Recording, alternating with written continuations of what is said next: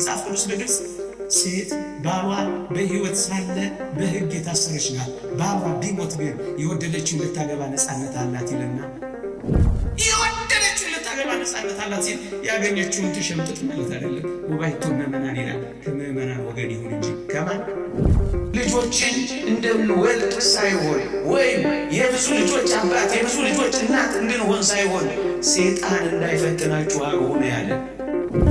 ለዚህ ነው በዚህ ጽድቅ ውስጥ እንድንኖር ነው ይሄንን ቤተሰብ ከመሰረቱን ወገኖቼ አገርንም ማህበረሰብንም ቤተክርስቲያንንም አሁን የተሰበሰብንለትንም ዓላማ ከግብ እናደርገው ይሄንን በቅጡ ስለመሰረቱ ነው። ኦርቶዶክሳውያን ቤተሰብ እንዲፈርስና እንዲላላ ተደርጎ ነበር ይላል።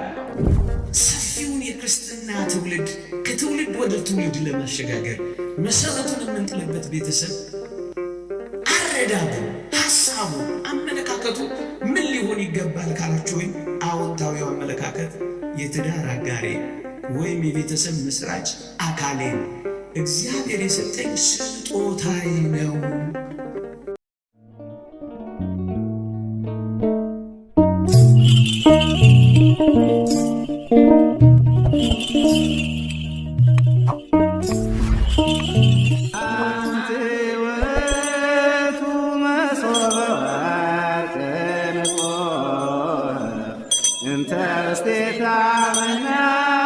በስመ አብ ወወልድ ወመንፈስ ቅዱስ አሃዱ አምላክ አሜን።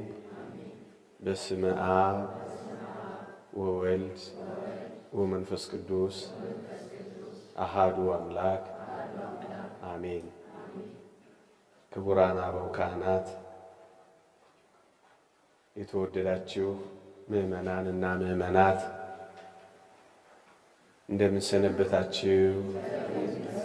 እንደምን አላችሁ? አሜን። በቸርነቱ የጠበቀን በአጸደ መቅደሱ የሰበሰበን ስሙን እንድንጠራ ቃሉንም እንድንሰማ የረዳን የአባቶቻችን አምላክ የእኛም አምላክ ልዑል እግዚአብሔር ዘላለማዊ ስሙ የተመሰገነ ይሁን። ለቀደምት አበው ለነቢያት፣ ለቅዱሳን ሐዋርያት፣ ለሐዋርያውያን አበው ለሊቃውንት የገለጸውን ጥበብና ምስጢር ለሁላችንም ይግለጽልን። ከዚህች ዕለት በረከት ረድኤት ለሁላችንም ያሳትፈን። እንደ እግዚአብሔር ቅዱስ ፈቃድ በሚኖረን የትምህርት መርሃ ግብር የምንማርበት የትምህርታችን ርዕስ ስለ ሀገር የሚያስቡ ስለ ቤተ ክርስቲያን የሚያስቡ ጥሩ ኦርቶዶክሳውያን አንድ ርዕሰ ጉዳይ ላይ ማተኮር አለብን። እሱም ኦርቶዶክሳዊ ቤተሰብ ምስረታን ነው። ሮም እንዴት እንደወደቀች አንድ ታሪክ ስመለከት ታላቂቷ ሮም የወደቀችው ብዙ ምክንያት ነበራት ይላል። አንደኛው በስፖርትና በመዝናኛ ስም ብዙ ቅምጥልነትና ዝላይ አብዝተው ነበር ይላል። ሁለተኛው ጦርና የጦር መሳሪያ የታጠቁ በጣም ብዙዎች እርስ በእርስ ይጠላሉ ነበር ይላል። ሶስተኛው ግብር እና ቀረጥ በሕዝቡ ላይ በጣም ተጭኖ ነበር ይላል። አራተኛው ሃይማኖት በሕዝቡ ዘንድ ያለው ፋይዳ እንዲላላ ተደርጎ ነበር ይላል። ሃይማኖት በማህበረሰቡ ዘንድ ችላ ተብሎ ነበር ይላል።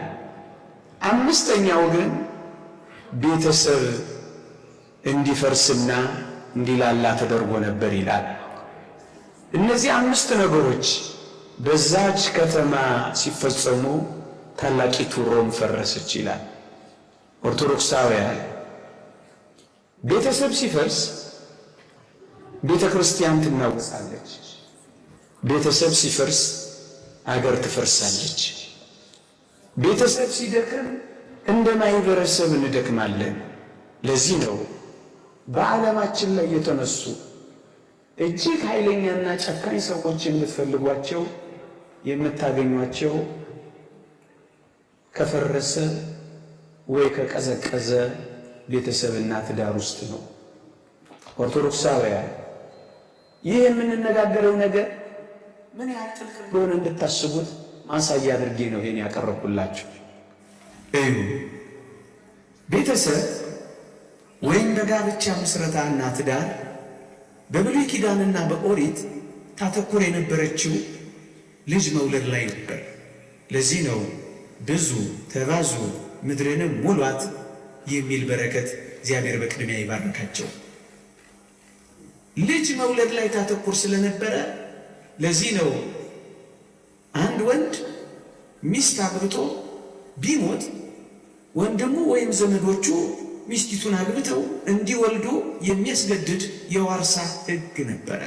ምክንያቱም ኦሪት ትኩረቷ ልጅ መውለድ ላይ ነበረ፣ መባዛት ላይ ነበረ፣ ረጅም ዕድሜ መኖር ላይ ነበረ። ወገኖቼ ከአይሁድ ወጣ ብለን ከብሉይ ሥርዓት ፈቀቅ ብለን ሮማውያንን ያየናቸው እንደሆነ የአይሁድ ገዢዎችን ሮማውያን ደግሞ የቤተሰብ ምስረታንና ጋብቻን መሰረት የሚያደርጉት ተስማምተው የሚኖሩበት ካልተስማሙ የሚያፈርሱት አድርገው ነበር የሰሩት።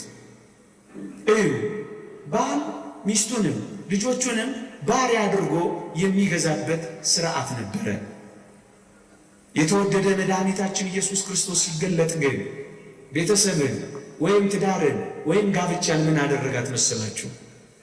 ብዙ ልጆችን መውለድ ላይ አይደለም፣ ከፍ አደረገና አስደናቂ መንፈሳዊ ስነ ምግባራትን መውለድ ላይ እንድታተኩር አደረገ። ምን ማለት ነው?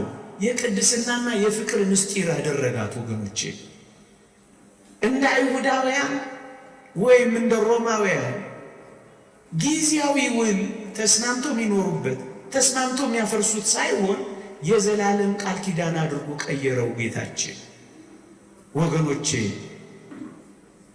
እጅግ የሚደንቀው ይህቺ በአዲስ ኪዳን የምትፈጸመው ኦርቶዶክሳውያን ቤተሰብ የተጋቢዎቹና የጥንዶቹ አንድ መሆን ብቻ አይደለም፣ ከዚያ ከፍ አለና ከክርስቶስ ጋር አንድ የምንሆንበት አስደናቂ ምስጢር አደረገው። ይሄ ብቻ አይደለም።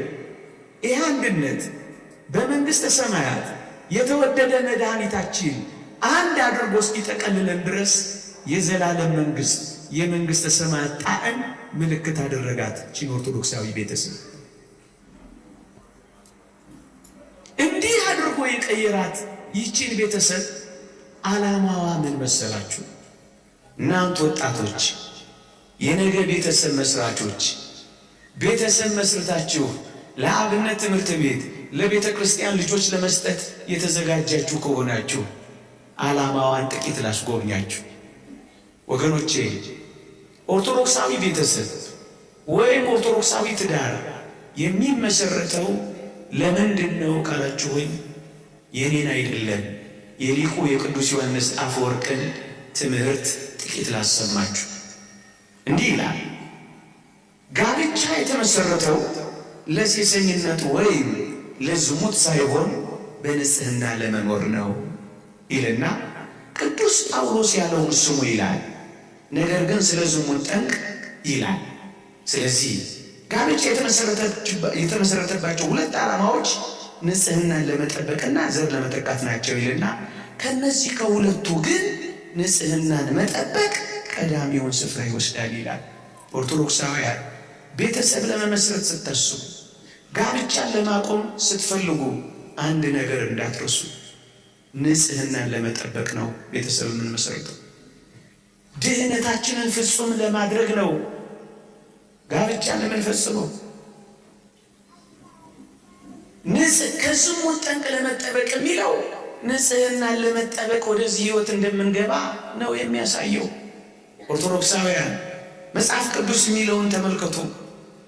ልጅ ስለ መውለድ ለራሱ ሚስት ትኑረው አይደለም የሚለው፣ ከዝሙት ጠንቅ ለመጠበቅ ለራሱ ሚስት ትኑረው ነው የሚለው። ልጅ ለመውለድ ብትፈልግ ባል ታግባ አይደለም የሚለው። ከዝሙት ለመጠበቅ ብትፈልግ ታግባ ነው የሚለው። ወገኖቼ መጽሐፍ ቅዱስ የሚለውን አያችሁ? ዋናው ጉዳይ ልጅ መውለድ አይደለም። ቅድም እንዳልኳችሁ ንጽህናን መውለድን፣ በቅድስና መኖርን፣ ጽድቅን መፈጸምን ነው ዋናው ጉዳይ የሚያደርገው። ሌላ መልእክት ማንበብ እንችላለን። መጽሐፍ ቅዱስ እንድንጋባ የጠየቀን እግዚአብሔርን ያዘዘን ልጆችን እንድንወልድ ሳይሆን ወይም የብዙ ልጆች አባት የብዙ ልጆች እናት እንድንሆን ሳይሆን ሰይጣን እንዳይፈትናችሁ አግቡ ነው ያለን።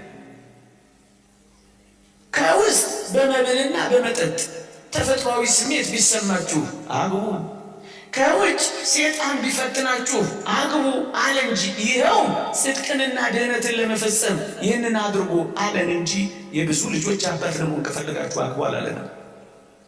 አስፈላጊ ነው፣ ዋና ነገር ግን አይደለም። ዓላማ ነው፣ ዋና ነገር ግን አይደለም። ኦርቶዶክሳውያን ሌላም የእግዚአብሔር ቃል አስታውሳችሁ፣ ራሳቸውን መግዛት ባይችሉ ግን ያግቡ ነው የሚለው። ኦርቶዶክሳውያን ልጅ መውለድ ቢፈልጉ ወይንም ደግሞ መረዳዳት ቢፈልጉ ብቻ አይደለም የሚለው፣ በዋናነት ራሳቸውን መግዛት ካልቻሉ ያግቡ ነው የሚለው። ኦርቶዶክሳውያን አያችሁ፣ ራሳችንን መግዛት ካልቻለ ሰይጣን እንዳይፈትነን በዝሙት ጠንቅ ተወግተን እንዳንወድቅ ነው እግዚአብሔር ይህንን ሕይወት የሰጠን። አንድ ሊቅ ምን ይላል? የምንኩስናን ሕይወት መምራት ለማይችሉ ሰዎች ጽድቅን ዓላማ አድርገው እንዲኖሩበት የተሰጠ ጸጋ ጋብቻ ነው ይላል። ጽድቅን ነው የምትፈጽሙት ኦርቶዶክሳውያን፣ ቅድስና ነው ፍጹም የምታደርጉት ኦርቶዶክሳውያን። ለዚህ ነው መጽሐፍ ቅዱሳችን መጋባት ክቡር መኝታውን ንጹሕ ይሁን የሚለው። አያችሁ፣ ዓላማው ምንድን ነው? ጽድቅና ንጽህና ነዋ። ሌላ ምን ዓላማ አለው? ለዚህ ነው ዮሐንስ አፈወርቅ አንዲት ደስ የምትል ትምህርት አለችው። እንዲህ ይላል፣ በሞቴ ስሙ ድምፅ ይሰማችኋል? ገንዘብን አትሹ፣ የወላጆችንን ባለጠግነት አትመልከቱ፣ የትውልድ ቀየውንም ባለጠግነት አትሹ፣ እነዚህ ሁሉ ነገሮች ዋና አይደሉምና ይልላቸዋል። ገንዘብ አስፈላጊ ነው፣ እውነት አሰብ እውነት፣ ዋና ነገር ግን አይደለም። እየሰማችሁ ነው? የወላጆችን ታላቅነት አትመልከቱ። የብረት መዝጊያ ነው የሳጣራ መዝጊያ ነው አትበሉ። ያስፈልጋል፣ ሊያስፈልግ ይችላል፣ ዋና ነገር ግን አይደለም። የቀየውንም ታላቅነት አትመልከቱ። በዚህ ዘመን ዳያስፖራ ነው አትበሉ ማለት ሊሆን ይችላል። ቢሆንም ባይሆን ዋና ነገር ግን አይደለም። ገንዘብን አትሹ፣ የወላጆቹንም ታላቅነት አትመልከቱ፣ የቀየውንም ክብር አትዩ። እና ምን ዓላማ አድርገን እንመስረት ካላችሁ ወይ ከትዳር አጋራችሁ ማየት ያለባችሁ ንጽሐ ነፍስን፣ ፈሪሃ እግዚአብሔርን፣ ልባምነትንና ደግነትን ተመልከቱ። እደግመዋለሁ፣ ንጽሐ ነፍስን፣ ፈሪሃ እግዚአብሔርን፣ ደግነትን፣ ልባምነትን እሹ። እናንተ ወጣቶች ዓላማችሁን አያችሁ? ለምን መሰላችሁ? ገንዘብን ዓላማ አድርጋችሁ ከመሰረታችሁት ገንዘብ ይመጣል፣ ገንዘብ ይሄዳል። እውነት አስብ። ይተረፋል፣ ይከሰራል። እውነት አስብ። አያችሁ፣ ገንዘብን ማዕከል አድርገው የተበተኑ ጎዳናዎችን የሞሉ ሕፃናት ብዙ አይደሉም። ለዚህ ነው ኦርቶዶክሳውያን ወጣቶች የምር ልናስበው ዓላማ ልናደርገው የሚገባል የሀብት ብዛትን ሳይሆን የመንፈስ ቅዱስ ጸጋ ብዛትን ነው። ለዚህ ነው ገንዘብን አትሹ የሚለው። ያ ባለጠጋ ያለውን አልሰማችሁም? የከተማችን ትልቅ ባለጸጋ እኔ ሕንፃዬን ገንብቼ ስጨርስ ልጆቼ ፈርሰው ጠበቁኝ ያለው ለዚህ አይደለም? አዎ ገንዘብን አትሹ። ደግሞስ ውበትንም ደምግባትንም አትመልከቱ። ምክንያቱም ውበት ሐሰት ይሆናል፣ ደምግባትም ከንቱ ይሆናል። ዕድሜ ያረጃል፣ ሰውነትም ይሸበሸባል። በሽታ ሲመጣ ይፈርሳል፣ ፀሐይ ሲወጣበት ይከስላል። አዎ ኦርቶዶክሳውያን የአፍንጫ ሰልካካነት ቢኖር መልካም ነው። ከሁሉ በላይ ግን ዋና ነገር አይደለም። እናስ ከአፍንጫ ሰልካካነት በላይ የምግባር ሰልካካነት አይበልጥም። ለዚህ እኮ ነው ፈሪሃ እግዚአብሔርን፣ ንጽሐ ነፍስን የደግነት ሰልካካነት አይበልጥም። የቁመት መለሎነት መልካም ነው፣ አይጠላም። ከቁመት መለሎነት በላይ የጽድቅ መለሎነት አይበልጥም። ጽድቅን ያወርሰኛል ወይ? ቅድስናን ያገናጽፈኛል ወይ? መንግሥተ ሰማያት ታገባኛለች ወይ? ይህ አይበልጥም ኦርቶዶክሳውያን። ለዚህ እኮ ነው ገንዘብን አትሹ፣ መጪ ሀጅ ነዋ፣ ገቢ ወጪ ነዋ፣ የሚገኝ የሚጠፋ ነዋ፣ የሚወጣ የሚገባ ነዋ። ውበትንም አትመልከቱ፣ ጠፊ ረጋፊ ነዋ። አንዳንድ ወንዶች አሉ ሚስቶቻቸውን እንኳን በቅጡ ማያሳርሱ እንዳትታረስ ያርጉ ዋ ቶፍሪና እያሉ ኪችን እየገቡ የሚቆጣጠሩ 8 ቁጥርና 11 ቁጥርም ልትሆን ትችላለች። ብቻ ግን ነፍሷ እንዴት የተዋበ ይሁን እንጂ ንጽሐ ነፍስን ፈሪሃ እግዚአብሔርን ደግሞ ደግነትን ልባምነትን ታገኝ እንጂ ስንትስ ቁጥር ብትሆን ምን አስጨነቅ? ቅዱስ ዮሐንስ አፈወርቅ እንደው ምሳሌ ያመጣል። ንብ ታምራለች ወይስ ዝንብ ታምራለች ይላል። አይዟችሁ እናንተን አልጠይቃችሁ፣ ምን በወጣችሁ ትመራመራላችሁ። ራሱ ሊቁ ይነግረናል። ዝንብ ናት እንጂ በጣም የምታምረው፣ ምክንያቱም በጣም ቀጭን ናት። እንደዚህ ዘመን አባባል ስሊም ናት በጣም።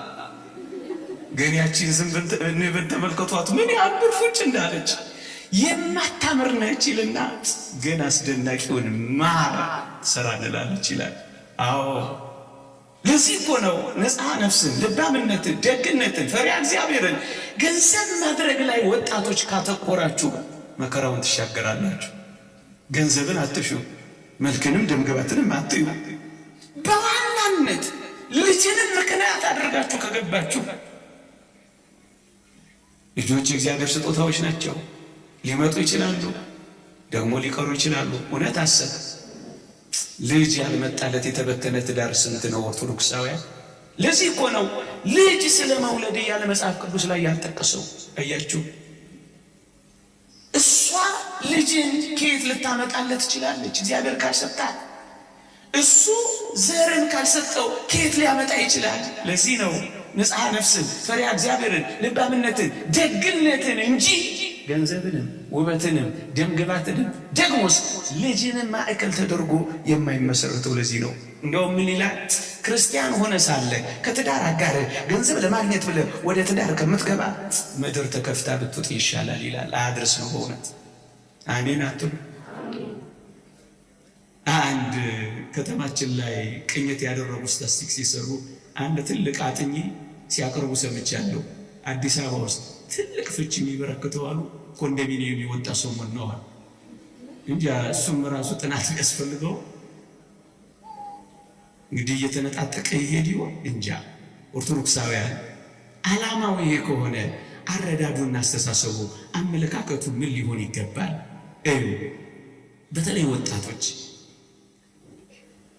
የጠመሙ ነገሮች እንዲቀሙ ሰፊውን የክርስትና ትውልድ ከትውልድ ወደ ትውልድ ለማሸጋገር መሰረቱን የምንጥልበት ቤተሰብ አረዳዱ፣ ሐሳቡ፣ አመለካከቱ ምን ሊሆን ይገባል ካላችሁ ወይ አዎንታዊው አመለካከት የትዳር አጋሬ ወይም የቤተሰብ መስራች አካሌን እግዚአብሔር የሰጠኝ ስጦታዬ ነው፣ የህይወት አጋሬ ነው ብሎ የሚያስብ አንድ ኦርቶዶክሳዊ ብላ የምታስብ አንዲት ኦርቶዶክሳዊት እግዚአብሔር የሰጠኝ ስጦታዬ ነው ካላችሁ ሁል ጊዜ ፍቅር ትሰጣላችሁ።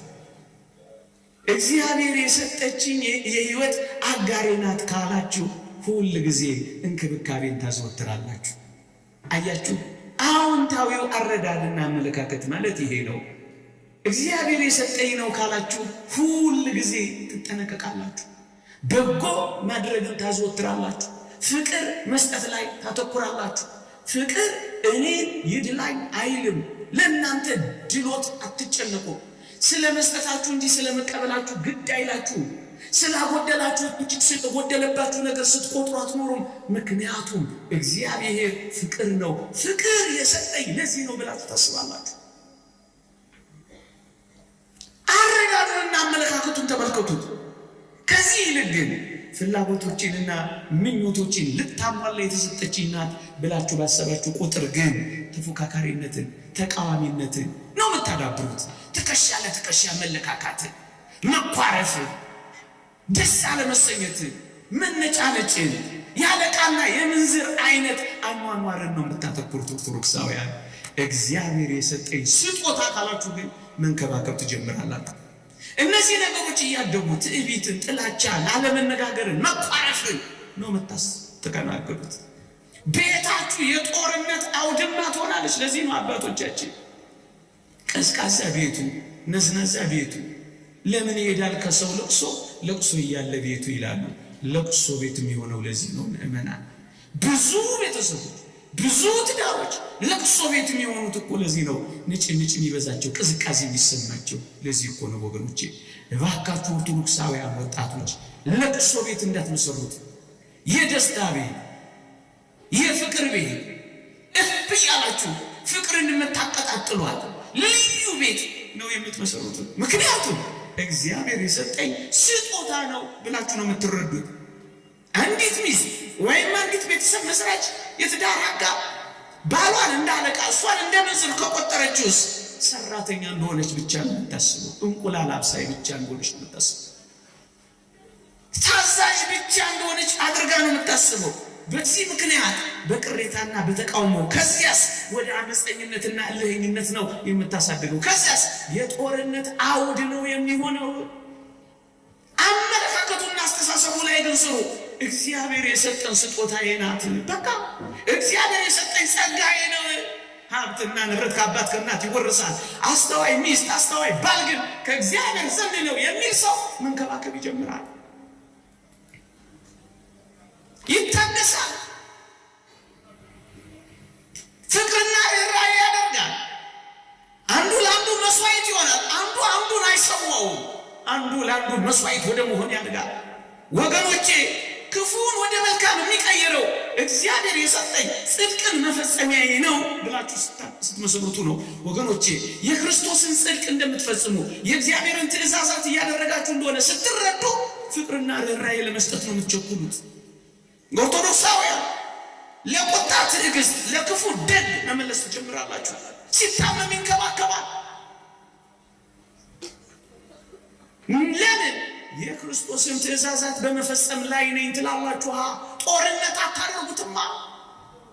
ለዚህ ነው በዚህ ጽድቅ ውስጥ እንድንኖር ነው ይሄንን ቤተሰብ ከመሰረትን ወገኖቼ አገርንም ማህበረሰብንም ቤተክርስቲያንንም አሁን የተሰበሰብንለትንም ዓላማ ከግብ የምናደርገው ይሄንን በቅጡ ስንመሰረት ነው። ኦርቶዶክሳውያን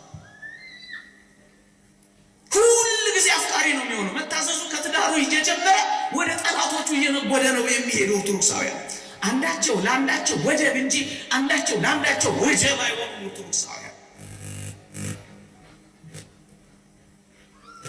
ይህን የሆነው ጉዳዩን በጥንቃቄ ሲረዱ፣ አዎንታዊ ጉዳይ ሲያስቡ ኦርቶዶክሳውያን። ያ ልጅን አልሰማችሁትም? መምህርቷ ሳይቸግራት ስለ አንደኛው ዓለም ጦርነትና ስለ ሁለተኛው ዓለም ጦርነት አስተማረቻቸው አሉ። የአንደኛው ዓለም ጦርነት በዚህ ተከሰተ፣ ይሄን ጉዳት አመጣ። ሁለተኛው ዓለም ጦርነት በዚህ ተከሰተ፣ በዚህ ጉዳት አመጣ ብላ ተንትን አስተማረቻቸው አሉ።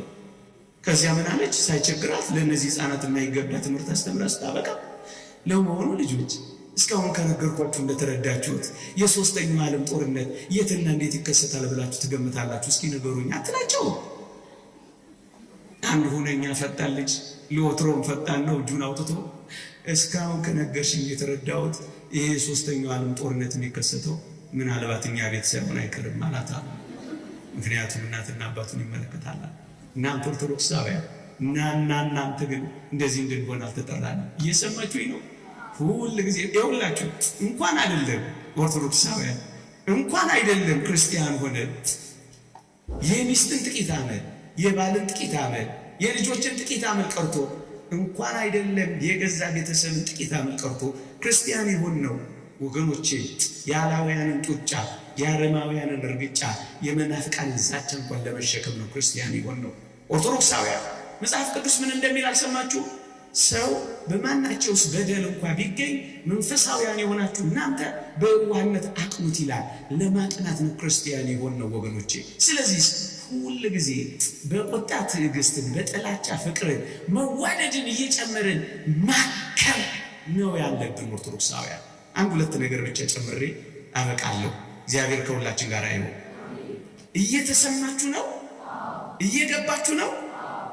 ይህን መሰረት ሁሉ ጊዜ እንድናስበው ነው እነዚህ ነጥቦች ማንሳት የጀመርኩት ወገኖቼ።